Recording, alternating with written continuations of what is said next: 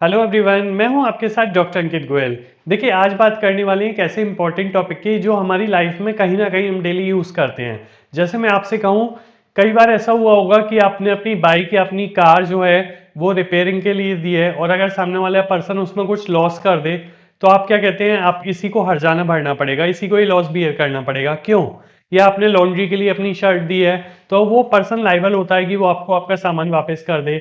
तो ये जो सारा सिनेरियो मैं आपको बताऊं ना, ये सब बेलमेंट के अंदर आता है। तो आज के इस वीडियो में बात करने वाले हैं क्या होता है बेलमेंट, क्या ड्यूटीज होती हैं, कौन सी पार्टीज होती हैं और कैसे टर्मिनेट होता है, ये सारी बात करेंगे। तो देखिए, बेलमेंट को अगर हमको समझना है तो आप इस तरीके से इसको समझ सकते हैं। Delivery of goods by one person to another person, यानी एक जगह से दूसरी जगह सामान दिया जा रहा है, एक पर्सन से दूसरे पर्सन। क्यों दिया जा रहा है? फॉर अ स्पेसिफिक पर्पस, यानी ओनरशिप ट्रांसफर नहीं की जा रही, केवल एक स्पेसिफिक पर्पस के लिए दिया जा रहा है। और जब वो स्पेसिफिक पर्पस कंप्लीट हो जाएगा तो वो गुड्स भी वापस कर दिए जाएंगे। ठीक है।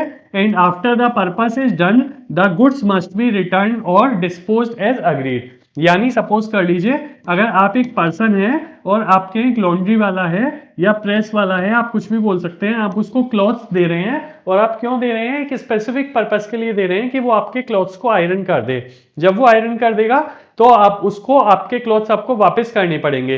तो इसी प्रोसेस को बोला जाता है बेलमेंट। तो बहुत सिंपल लैंग्वेज में अगर हम एग्जांपल लें तो आप देखिए, आप बाइक देते हैं मैकेनिक को या कार देते हैं रिपेयरिंग के लिए। ठीक है। आप लॉन्ड्री वाले को क्लॉथ्स देते हैं, आप पार्किंग के लिए जाते हैं, वहां पे वॉलेट पार्किंग के लिए आप देते हैं, या फिर आप फोन देते हैं सर्विसिंग के लिए। ये सारे ही किस चीज के एग्जाम्पल हैं? ये सारे ही बेलमेंट के एग्जाम्पल हैं। यानी कि आपने सेकंड पर्सन को क्यों दिया है सामान? एक स्पेसिफिक पर्पस के लिए दिया है, चाहे वो रिपेयर हो सकता है, चाहे वो लॉन्ड्री हो सकता है, चाहे कार पार्किंग के लिए दिया सकता है, या मोबाइल फोन आपने रिपेयरिंग के लिए। एक टाइम के बाद जैसे ही वो स्पेसिफिक पर्पस पूरा होगा, यानी वो पार्टी उसको सही कर देगी, तो वो उसको वापस करेगी, यानी वो उसके लिए लाइबल है। ठीक है। तो in all these cases the ownership remains with you. अब मैंने अगर फोन रिपेयरिंग के लिए दिया तो ओनरशिप ट्रांसफर नहीं की। अगर मैंने अपनी बाइक रिपेयरिंग के लिए दी तो मैंने ओनरशिप ट्रांसफर नहीं की। ओनरशिप मेरे पास ही रहेगी, यानी ओनर के पास ही रहेगी। केवल आपने एक पर्पस के लिए दिया है, और वो पर्पस जो होता है वो टेम्परेरी पोजेशन होता है। तो आई होप आपको समझ में आया होगा। इस तरीके का जो भी एक एग्रीमेंट हुआ है उसी को हम बेलमेंट बोलते हैं। अब अगर नेक्स्ट बात करें कौन कौन सी पार्टीज होती हैं, तो देखिए, एक पर्सन जो हैंडओवर कर रहा है, जो ओनर है, और दूसरा पर्सन जिसको वो दिया जा रहा है। तो जो पर्सन हैंडओवर कर रहा है या जो ओनर है उसी को बोला जाता है बेलर। ठीक है। तो अगर आपने अपना लैपटॉप दिया रिपेयरिंग के लिए, आपने ज्वेलरी डिपॉजिट किया बैंक में, आपने क्लॉथ्स दिए ड्राई क्लीनिंग वाले को, यानी कि आप ओनर हैं और आपने टेम्पररी पर्पस के लिए सेकंड पार्टी को दिया है, तो आप क्या हुए? बेलर। और जिस पार्टी को आपने दिया ये काम करने के लिए, यानी लॉन्ड्री वाले को आपने अपने क्लॉथ्स दे दिए, ठीक है, या फिर आपने रिपेयरिंग मैकेनिक को अपनी कार या बाइक दे दी, तो वो पर्सन क्या कहलाता है? बेली। तो the person who receives the goods is called the belly. तो इन एग्जांपल में रिपेयर शॉप का जो ओनर होगा, बैंक वाले जो होंगे, ड्राई क्लीनिंग सर्विस वाला होगा, जो टेम्परेरी कस्टोडियन रख रहा है आपके गुड्स का, और उसकी रेस्पॉन्सिबिलिटी होती है वो सही तरीके से रखे और वो वापस कर दे, उसी को हम बेलर और बेली बोलते हैं। तो आई होप आपको समझ में आया होगा, जो ओनर होता है या गुड्स देता है वो बेलर होता है, और जो रिसीव करता है, जो टेम्परेरी अपने पास रख रहा है, after certain period of time दे देगा, उसी को हम बोलते हैं बेली। तो बेलर और बेली के बीच में जो कॉन्ट्रैक्ट हुआ है उसी को हम बेलमेंट बोलते हैं। तो ये बहुत सिंपल सा प्रोसीजर है। अब जो बेलमेंट का एक कॉन्ट्रैक्ट है उसमें कुछ एसेंशियल्स होने चाहिए। ठीक है।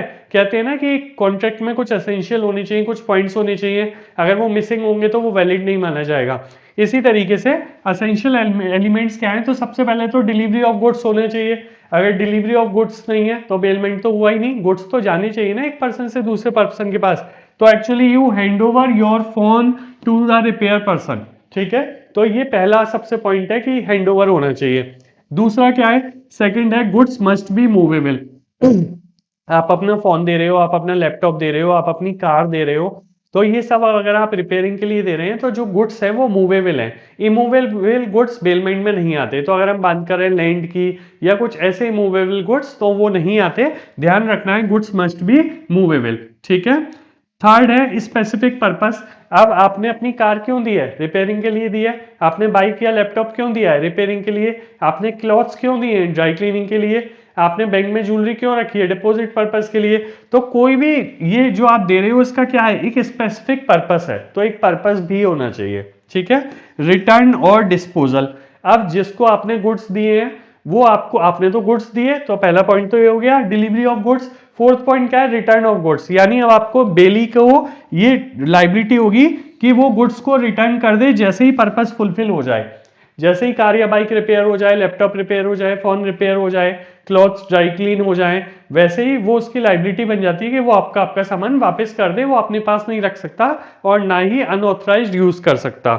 और फिफ्थ है कॉन्ट्रैक्ट एक्सप्रेस और इम्प्लाइड। देखिए कुछ इम्प्लाइड कॉन्ट्रैक्ट होते हैं, जैसे आप अपना पार्किंग कर रहे हो स्कूटर को, ठीक है, तो ये किस तरीके का हो गया? बेलमेंट का हो गया। आप बार्बर की शॉप पे गए, आप कटिंग कराने गए, उसने कटिंग कर दी, तो आपको वो पेमेंट करना ही है, तो ये कौन से कॉन्ट्रैक्ट होगा? ये इम्प्लाइड कॉन्ट्रैक्ट होगा। तो बेलमेंट एक कॉन्ट्रैक्ट था दो पार्टीज के बीच में जिसमें ओनरशिप ट्रांसफर नहीं हो रही थी, स्पेसिफिक पर्पस के लिए आप गुड्स को दे रहे थे। जैसे ही वो पर्पस पूरा हो जाएगा वो पार्टी आपको वापस कर देगी, और जो पर्पस हैंडओवर कर रहा था, जो पर्सन था जो ट्रांसफर कर रहा था वो बेलर था, और जिसको किया जा रहा था वो बेली था। तो ये बहुत बेसिक अंडरस्टैंडिंग हो गई हमारी। अब देखिए बेल, जो ये बेलमेंट है कितने टाइप के होते हैं? एक होता है आपका ग्रेशियस और एक होता है दूसरा नॉन ग्रेशियस। ग्रेशियस मतलब कि बदले में कुछ नहीं चाहिए। जैसे आप अपने फ्रेंड को अगर बाइक दे दें, वो उसे घूमने जाना है कहीं, और वो कहेगा मैं शाम को आपको लौटा दूंगा, और आप बदले में उससे कुछ चार्ज नहीं कर रहे, तो इस टाइप का क्या हो गया? ग्रेशियस हो गया। और आपने क्लॉथ्स दे दिए लॉन्ड्री वाले को, बट वो उसके लिए आपसे फीस लेगा। आप हेयर कटिंग कराने गए, वो आपसे चार्ज करेगा। आपने मोबाइल रिपेयरिंग के लिए दिया, वो आपसे चार्ज करेगा, वो नॉन ग्रेशियस हुए। तो देखिए ग्रेशियस में दो तरीके के हो सकते हैं, एक तो बेलर का बेनिफिट हो और एक बेली का बेनिफिट हो। तो देखिए आपके फ्रेंड ने दिवाली पर डेकोरेशन फ्री ऑफ चार्ज कर दिया आपके लिए, ठीक है, तो ये आपके लिए किसका फायदा हो गया? ये बेलर का फायदा हो गया। मतलब your friend stores your Diwali decoration free of charge. मैं ओनर हूं, ठीक है, मेरे पास कुछ सामान था, मैंने किसी को रखने को दे दिया कि भाई मैं आके ले जाऊंगा थोड़े टाइम बाद, उसने रख लिया, उसने मेरे से कोई पेमेंट नहीं लिया, तो मेरा सामान उसने लौटा भी दिया, तो मैं बेलर था, मैंने सामान दिया था, तो मेरा फायदा हो गया, ठीक है। बेली का फायदा कैसे होगा? मैं आपको बताया, you lend your bike to a friend for free, यानी आपने बाइक अपने फ्रेंड को दे दी, तो जिसको दी वो बेली हुआ, और उसको उसने रिटर्न में कुछ नहीं दिया, तो ये उसका फायदा हो गया। तो बेला और बेली अगर ग्रेशियस फॉर्म में डील करें तो एक तो ये हो सकता है। दूसरा bailment for mutual benefit. Mutual benefit में हम भी बात की, आपने कपड़े स्टिचिंग के लिए दिए, आपने बाइक रिपेयरिंग के लिए दी, कार रिपेयरिंग के लिए दी, तो बदले में वो एक फीस चार्ज करेगा और आपका गुड्स आपको वापस कर देगा सही करके। तो ये कौन सा हुआ? ये म्यूचुअल बेनिफिट हो गया। तो बेलमेंट दो तरीके के होते हैं, ग्रेशियस और नॉन ग्रेशियस। ग्रेशियस में बेलर का भी फायदा हो सकता है और बेली का भी, नॉन ग्रेशियस में दोनों का ही बेनिफिट होता है। अब नेक्स्ट बात करते हैं ड्यूटीज ऑफ बेलर। देखिए बेलर या बेली दोनों की ही ड्यूटीज होती हैं और दोनों के पास ही अपने राइट्स होते हैं। आपको समझना चाहिए कि बेलर और बेली के क्या राइट्स होते हैं, तभी वो अपनी जिम्मेवारी पूरी कर पाएंगे। तो देखिए सबसे पहला डिस्क्लोज डिफेक्ट्स। जब भी आपने अगर मान लीजिए ड्राई क्लीनर को अपनी शर्ट दी और वो पहले से ही डिफेक्टिव थी, आपने ये बताई नहीं, ठीक है, तो बाद में आप उस पर केस नहीं कर सकते। आपको ये बताना चाहिए पहले ही कि ये फटी हुई है कहीं से, या कुछ खराब है, या कलर फेड है, या कहीं कोई स्पॉट आया हुआ है, आपको ये पहले ही बताना चाहिए, ठीक है। या आपने अपने फ्रेंड को एक बाइक दे दी चलाने के लिए और मान लीजिए उसके ब्रेक ही फेल है, ठीक है, उसकी वजह से लग गई, तो this is not the right, आपको पहले ही बताना चाहिए, अदरवाइज वो आपसे हर्जाना मांग सकता है इस चीज के लिए। तो दूसरा है, पहला तो हो गया डिस्क्लोज फैक्ट्स, दूसरा बियर एक्स्ट्रा ऑर्डिनरी एक्सपेंसेस। तो अगर कोई बेली ने एक्स्ट्रा ऑर्डिनरी एक्सपेंसेस किए हैं क्योंकि आपकी वो जो चीज थी, जो गुड्स थे, जो आर्टिकल्स थे, वो पहले से ही खराब थे या डिफेक्टिव थे, तो वो एक्सपेंसेस भी आपको ही बियर करने पड़ेंगे। ये हम बेलर की बात कर रहे हैं जो ओनर ऑफ द गुड्स है। तीसरा इंडेमनिटी बेली। तो if bailee suffers because of bailor's fault, ठीक है, तो अभी हमने बात की थी जैसे बेलर का अगर कोई फॉल्ट है उसकी वजह से बेली ने सफर किया तो वो भी आपको बियर करना पड़ेगा। तो ये जनरली राइट्स, जनरली ये कहा जाता है कि देखो आप गुड्स दे रहे हो, ये तो आप दे ही रहे हो, ठीक है, और वो गुड कंडीशन में होनी चाहिए सबसे पहले, और अगर कोई रिस्क है तो आप उसको इन्फॉर्म कर दो, ये भी बेलर का ही राइट है, ठीक है। एक तरीके से ऑब्लिगेशन है, और पेड एक्सपेंसेस, और अगर कोई एक्सपेंसेस बियर हुए हैं, ठीक है, क्योंकि आपका प्रोडक्ट डिफेक्टिव था, तो वो भी आप पे करो। तो अगर हम बात करें ड्यूटीज ऑफ बेलर की, तो ये 3 मेन पॉइंट्स थे कि पहले तो गुड कंडीशन वाले गुड्स को दो, और अगर कोई रिस्क है तो उसे बता दो, और अगर कोई एक्सपेंसेस इनकर होंगे उस पर तो वो आप करेंगे। तो ये किसकी ड्यूटीज हो गई, ये बेलर की हो गई। अब जैसे बेलर की हुई वैसे ही बेली की भी एक ड्यूटीज है। बेली यानी जिसको गुड्स हैंडओवर किए जा रहे हैं, सबसे पहले संभाल के रखना, अनऑथराइज्ड यूज मत करना उसका, उससे कोई फायदा नहीं उठाना, टाइम पर वापस कर देना, ये सारी किसकी ड्यूटीज हैं, ये बेली की ड्यूटीज है। तो आप देखिए रीजनेबल केयर के साथ रखे, गुड्स को अपनी गुड्स के साथ मिक्स ना कर दे, ठीक है, और गुड्स को अनऑथराइज्ड यूज ना करे, या गुड्स को टाइम पे रिटर्न कर दे, और अगर उससे कोई एक्सीडेंटल प्रॉफिट हुआ है तो वो बेलर को हैंड ओवर कर दे।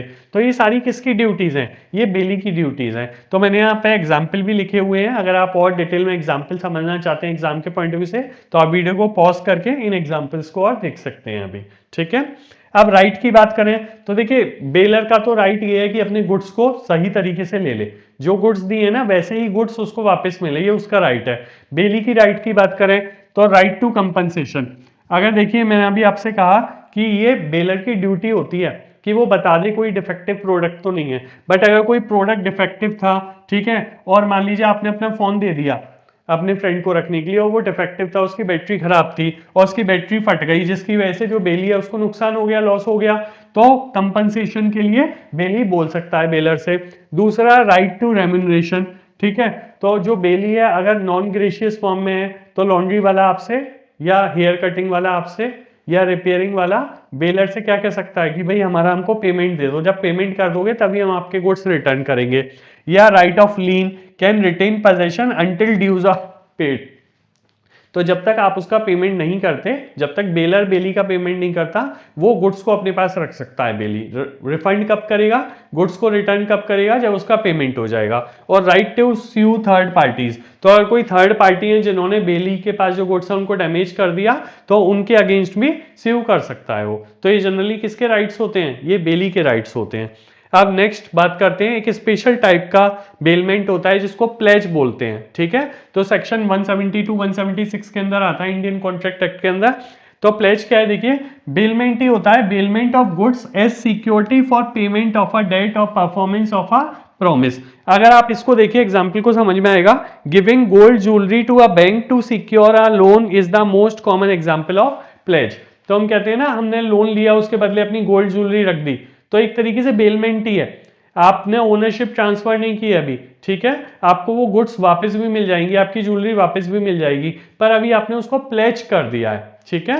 तो आप देखिए bailment of goods as security, तो अगर आप कोई भी सामान किस पर्पज से दे रहे हैं, प्लेज किस पर्पज से कर रहे हैं, आप देखिए यहाँ पे सिक्योरिटी पर्पज से कर रहे हैं, तो उसी को क्या कहा जाता है, उसी को आपको प्लेज कहा जाता है। और इसकी भी सेम वही पार्टीज होती हैं, आप देख लीजिएगा इसको। अब फर्दर अगर हम देखें टर्मिनेशन की बात करें, टर्मिनेशन ऑफ बेलमेंट, तो बेलमेंट खत्म कब होता है, शुरू कब हुआ था, जब गुड्स हैंडओवर कर रहे हैं, स्पेसिफिक पर्पस होना चाहिए। खत्म कब होगा, सबसे पहले तो पर्पस ही एकम्प्लिश हो जाए। पर्पस कैसे, आपने ड्राई क्लीनर को क्लॉथ्स दिए थे, उसने उसको आयरन कर दिया, आपने उसकी फीस दे दी उसको, तो वो क्या हो गया, एकम्प्लिश हो गया, वो वापस कर देगा।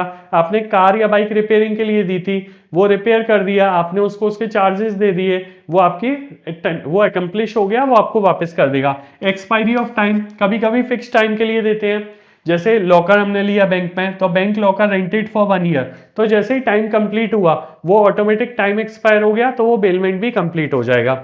डिस्ट्रक्शन ऑफ गुड्स, तो अगर कुछ ऐसा था क्लॉथ सेट, मान लीजिए आपने ड्राई क्लीनिंग के लिए दिए थे और किसी वजह से जो ड्राई क्लीनर है उसके आग लग जाती है और आपके जो क्लॉथ्स हैं, ठीक है, वो फायर में जल गए, तो क्या हुआ, अब वो गुड्स ही नहीं रहे ना, तो जब डिस्ट्रक्शन ऑफ गुड्स हो जाते हैं तो भी आपका बेलमेंट खत्म हो जाता है।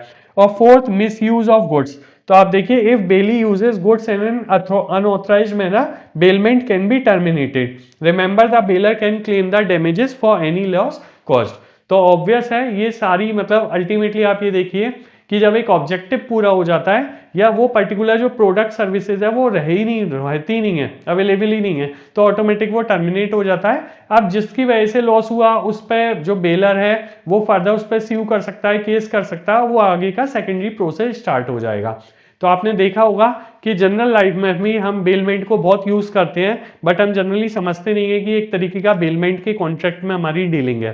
तो वीडियो पसंद आया हो तो चैनल को सब्सक्राइब और लाइक कर सकते हैं। कोई डाउट है या वीडियो कैसा लगा कमेंट बॉक्स में लिख के जरूर बताइएगा। Thank you for today.